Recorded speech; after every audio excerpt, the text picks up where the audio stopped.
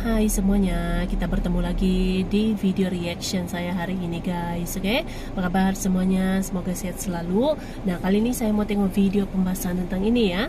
Dunia puji Indonesia, ekonominya salib Amerika Syarikat, China hingga Eropa. Jadi begini strateginya. So, jangan lama-lama lagi. Mari sama-sama tengok video ini. Let's go.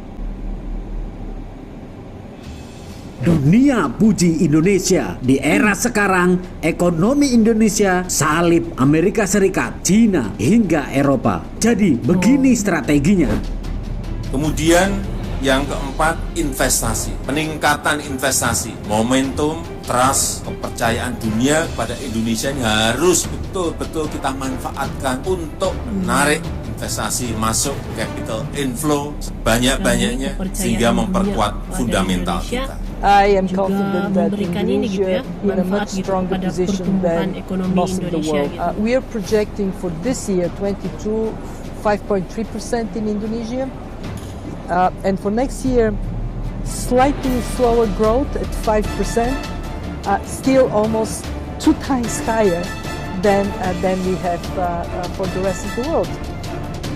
What is the strength of Indonesia? Reforms. You have made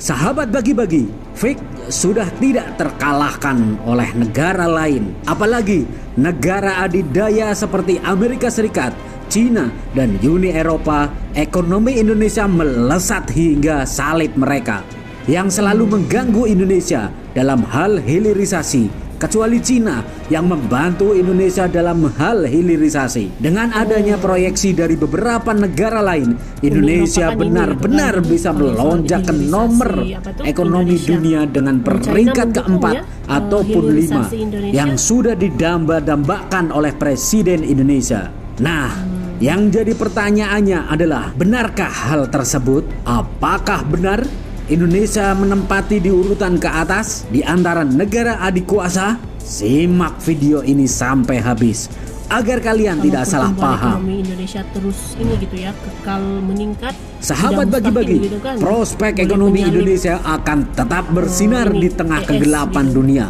yang dipicu oleh krisis biaya hidup akibat inflasi tinggi, perang Rusia dan Ukraina, dan pengetatan moneter di berbagai negara.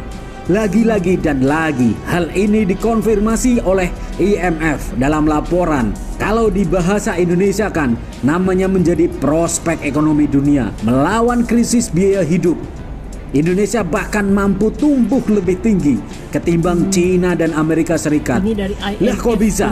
Kan padahal kedua negara tersebut adalah negara adidaya. Mari kita tonton sampai habis lagi. Indonesia sekarang. Sahabat bagi-bagi, IMF mempertahankan proyeksi ekonomi Indonesia untuk tahun ini sebesar 5,3%. Namun, memangkas proyeksi pertumbuhan ekonomi dari 5,2% menjadi 5% pada tahun 2023. Proyeksi IMF ini lebih rendah dari asumsi makro yang ditetapkan dari APBN 2023, yakni 5,3%. Sementara resesi dipastikan akan menimpa Amerika Serikat dengan proyeksi pertumbuhan 1,6% pada 2022 dan turun menjadi 1% pada 2023. Eropa bahkan lebih buruk dengan proyeksi 3,1% menjadi 0,5% pada 2023. Hal ini sudah jelas kalau Amerika Serikat cuma mencapai 1% dan Eropa mencapai 0,5%, yang malah paling buruk.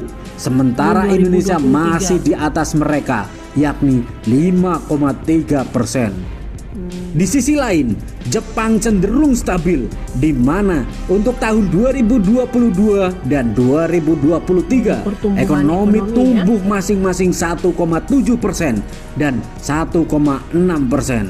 Sementara China alami peningkatan dari 3,2% pada 2022 dan 4,4% pada 2023. India juga diproyeksikan tumbuh 6,8% dan 6,1%. Brasil 2,8% dan 1%.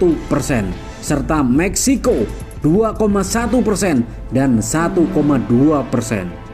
Memang, kalau keseluruhan Indonesia tidak menempati ke nomor pertama, tetapi kalau kita ngomongin soal persoalan konflik dengan negara barat yang terus membegal kita ke negara maju, kita sebenarnya sudah mengalahkan mereka di bidang pertumbuhan ekonomi.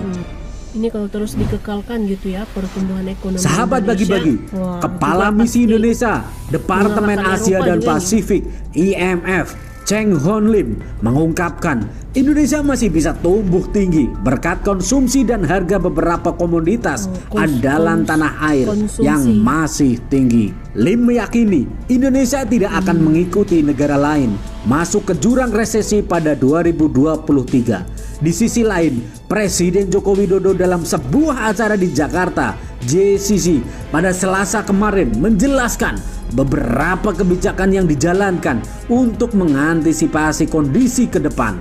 Dalam hal ini, ternyata selama ini Indonesia telah merencanakan sesuatu agar pertumbuhan ekonominya bisa bertahan dan malah bisa naik lagi, hingga mengalahkan India yang sampai saat ini mencapai 6%. Apakah strategi tersebut?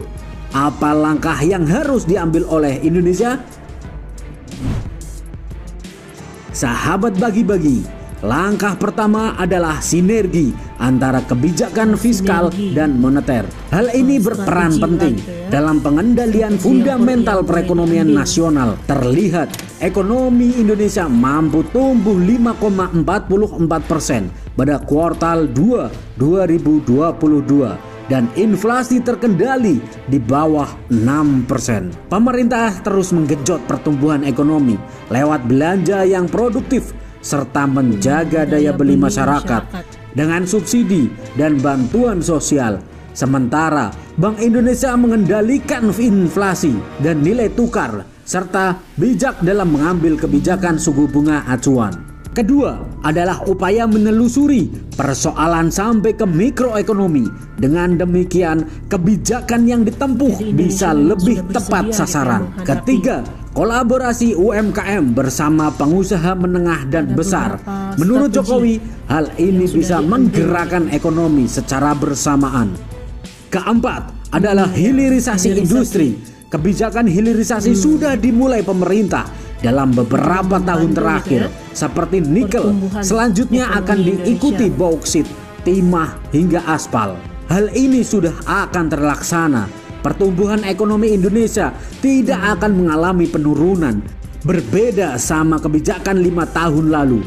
Dan sekarang Indonesia lebih fokus ke hilirisasi industri ke dalam negeri yang bisa menaikkan suku bunga dan acuan. Sehingga proyek manapun yang akan terlaksana pastinya akan terwujud.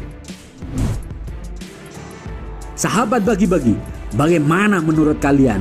Silahkan kalian komen di kolom komentar. Jika kalian ingin mengusir asing, aseng, dan asong, merdekalah Indonesia seutuhnya. Merdeka. Oke guys, jadi itulah dia video pembahasannya ini.